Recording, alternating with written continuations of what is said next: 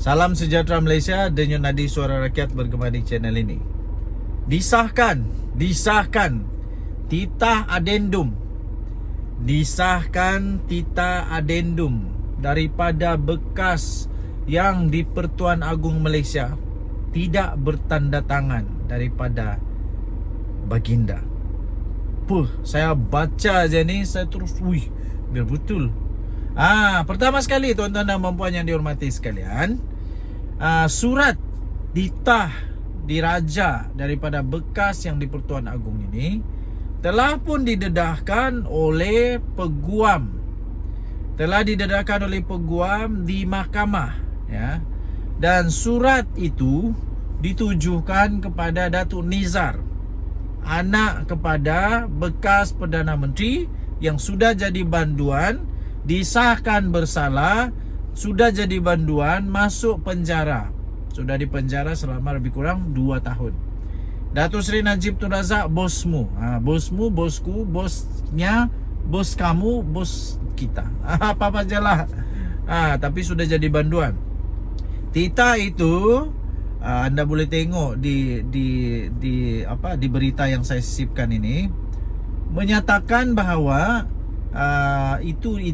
inilah anda baca. Tetapi yang menarik perhatian saya ialah surat itu tidak bertanda tangan daripada baginda bekas di Pertuan Agong. Okey. Jadi di fikiran saya pada mulanya, surat kalau tidak bertanda tangan daripada si pemberi surat, itu tidak sah. Belum tentu dia yang buat. Mungkin ada kemungkinan itu palsu. Ada kemungkinan itu adalah palsu. Ada kemungkinan itu adalah tidak betul, tidak benar, dan mungkin ditulis oleh orang lain. Itu kemungkinan yang saya fikirlah waktu itu. Waktu pertama kali baca tentang tajuk surah atau berita tu. Kemudian saya pun mulai membaca. Biar betul ni, Takkanlah peguam ni keluarkan surat yang tak sah.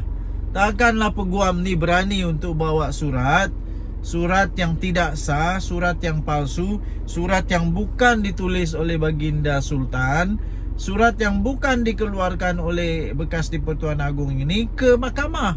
Berani juga manusia ni kalau sampai begitu, katanya, kata hati saya.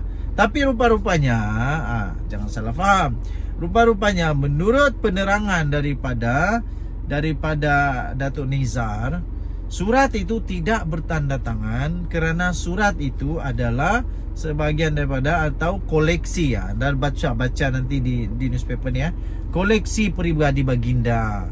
Jadi saya ni tidak tahu sangat tentang prosedur ataupun protokol istana, protokol diraja, protokol tentang warka-warka, surat-surat titah diraja.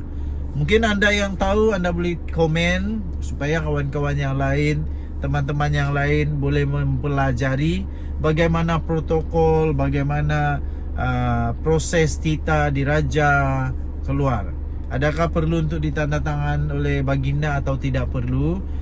Saya kurang pasti, kita tunggulah. Okey, jadi kerana penerangan daripada Datuk Nizar itu, maka kita terima saja. Dan kerana itu sudah dibawa ke mahkamah, saya percaya benda itu diterima oleh mahkamah.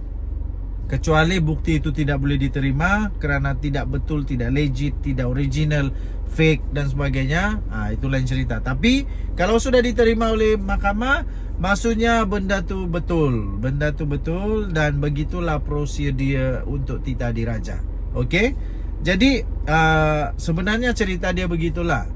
Walaupun tidak ada tanda tangan, tapi kalau betul prosedur diraja itu begitu, prosedur istana itu begitu, maka memang begitulah prosedur dia. Tidak perlu tanda tangan daripada baginda Sultan. Apapun, kita mendoakan yang baik-baik untuk negara Malaysia. Kita tetap mendoakan yang terbaik juga kepada pemimpin negara kita. Kita mendoakan yang terbaik untuk Datuk Seri Anwar Ibrahim dan juga yang terbaik untuk Datuk Seri Najib Tun Razak, bosku. Semoga dia dapat pengadilan seadil-adilnya di mahkamah. Salah tetap salah, betul tetap betul. Nothing is above the law. Okay. Denyo Nadi, suara rakyat bergema di channel ini. Tinggalkan komen anda. Kita jumpa lagi. Bye-bye. Salam sejahtera Malaysia. Denyo Nadi, suara rakyat bergema di channel ini. Wah, kerana titah adendum. Menurut dakwaan, menurut yang diklaim oleh pihak-pihak tertentu, saya sisipkan bagi anda Kerajaan Akbar itu. Menurut mereka, kerana ada titah adendum, Perdana Menteri Datuk Seri Anwar Ibrahim patut untuk letak jawatan. Tinggalkan komen anda. Adakah anda setuju Perdana Menteri letak jawatan? Saya tidak setuju. Saya tidak setuju Perdana Menteri kita Datuk Seri Anwar Ibrahim letak jawatan. Adakah anda bersama dengan saya? Sekiranya anda bersama dengan saya, anda tulis hashtag tetap kekal. Hashtag tetap kekal. Hashtag tetap kekal. Hashtag tetap kekal. Hashtag tetap kekal untuk Perdana Menteri Datuk Seri Anwar Ibrahim teruskan menjadi Perdana Menteri sehingga PRU yang akan datang. Kalau mau tukar kerajaan, kalau mau tukar Perdana Menteri, biarlah secara demokrasi. Lagipun Datuk Seri Anwar Ibrahim sudah memberi penjelasan di Parlimen. Masalahnya ialah pihak pembangkang mereka cuba menunggang isu ini dengan luar biasa. Mereka sebenarnya tahu bahawa Datuk Seri Anwar Ibrahim tidak boleh komen perkara itu. Dia tidak boleh sebut ada atau tiada. Cuma saja para pembangkang ni, bila Datuk Seri Anwar Ibrahim kata dia tak boleh jawab, dia tak boleh dedahkan tentang perkara itu, dan tu juga masa-masa itu juga mereka kata menafikan. Tak pernah Datuk Seri Anwar Ibrahim menafikan, tidak pernah. Tapi kerana undang-undang perlembagaan negara Malaysia tidak membenarkan Datuk Seri Anwar Ibrahim untuk memberi komen tentang perkara itu, jadi dia tidaklah beri komen, bukan menafikan. Hamzah Zainuddin tahu perkara ini.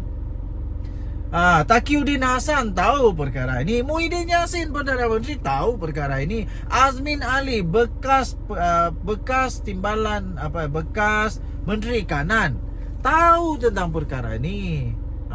Tapi tak tahulah kalau Hadiah Wang tahukah, Tuan Ibrahim Tuan Man tak tahukah. Kita tak tahulah. Tak tahu, atau mereka pura-pura tak tahu, kita tak tahulah.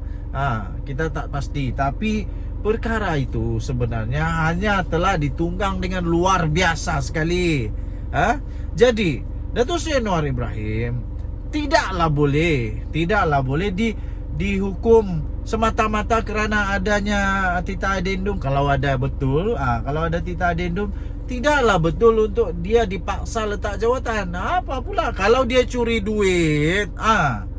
Kalau dia curi duit 1 MDB kah, 2 MDB kah, 3 MDB kah, 4 MDB kah, yang itu bolehlah kita suruh dia letak jawatan. Kalau dia memfitnah, kedapatan memfitnah, makan rasuah, dia pernah rasuah kah, kalah rasuah, kalah fitnah, bolehlah kita minta letak jawatan.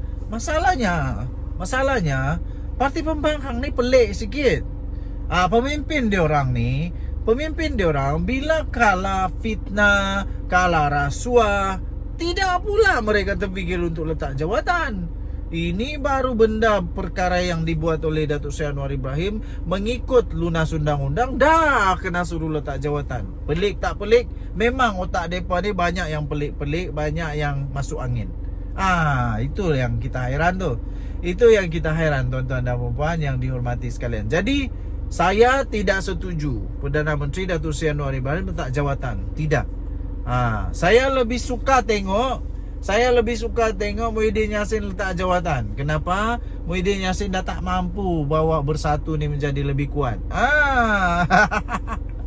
Malah ada mungkin ada perpecahan yang sedang berlaku dalam Bersatu, kita tak tahu.